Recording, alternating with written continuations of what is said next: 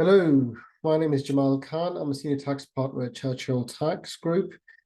Today, my webinar is going to be about contractual disclosure facility and Code of Practice 9 tax investigations.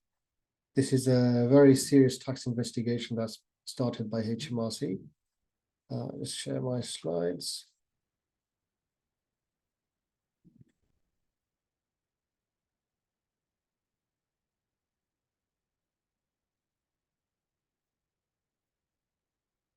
Okay, yes, once again, contractual disclosure facility and Code of Practice 9 tax investigations and inquiries.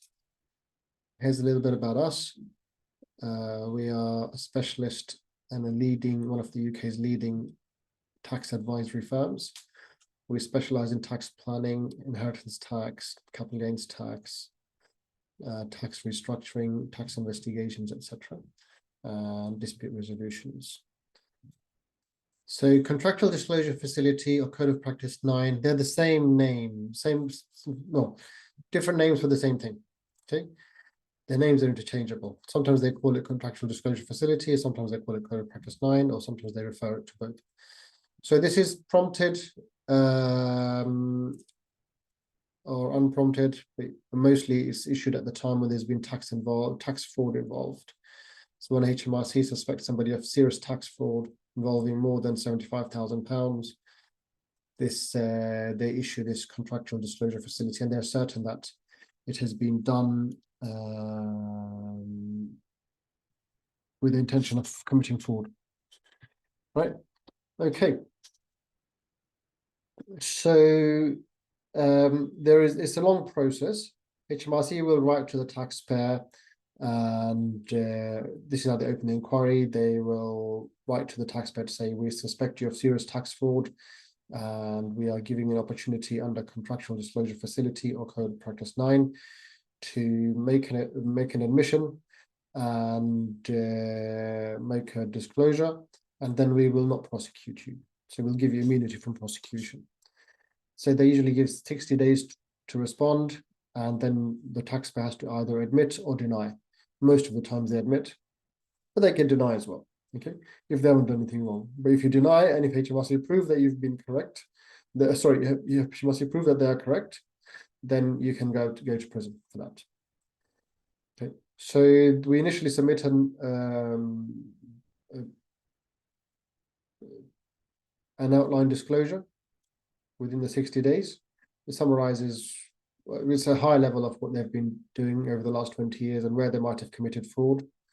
And that disclosure is then sent to HMRC. HMRC review it, and then they come back to say whether, okay, fine, if we accept your initial disclosure, outline disclosure. So I said you can accept or deny it. It's if you deny it, then there can be consequences. But as I said, we've had cases where people have outright denied any allegation of fraud, and they have been proven to be correct. Sometimes HMRC do make a mistake, but most of the times, 90% of the times, they're correct. Say I've last chance to avoid criminal prosecution if you want to accept. So as I said, we do not outline disclosure, so this has to be submitted to HMRC within 60 days. Then we have a first meeting with HMRC where the taxpayer is present, and we will be present. So we will discuss the outline disclosure. HMRC will ask many questions. This meeting goes on for about 2 to 3 hours, but it's important that you get specialist representation and don't just turn up with your accountant. Unless your accountant is highly trained and experienced in these matters. Very important that you just don't go without any representation. So then at the meeting, we discuss the scope of the inquiry, what's going to be done, starts to go through the outline disclosure. So then we say what will be the scope of the inquiry, and then the final part is to submit a report. This goes over 70, 80, maybe 150 pages long, depending on the volume of the businesses the individual's been involved in, and the history and transactions. And there's numerous things that need to be covered in this report. HMRC can then challenge the report, review it, and then challenge it. We can then respond to HMRC and answer any questions they have. The best thing to do is to appoint a specialist as soon as possible. Okay, we specialize in, we're one of the leading specialists in Code of Practice 9. Don't do it yourself. Find a specialist with proven track record. Don't rely on your accountant if he has no such specialist experience in these matters. You can save small monies on fees, paying to a specialist or to a normal accountant, but will end up paying significantly more tax and penalties without specialist representation.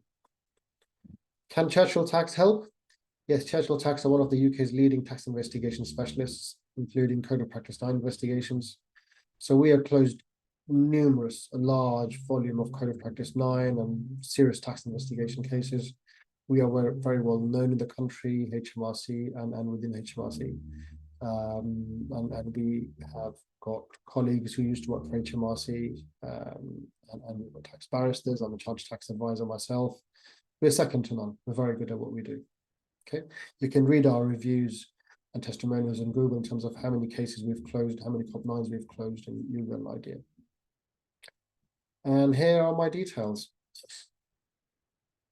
I have been doing this for about 27 years. I'm a chartered tax advisor, and I'm very experienced in tax matters and tax planning and tax advisory and tax investigation matters. Okay, and if you need any questions, if you have any questions, if you need any help, just give us a call. Thank you. Bye.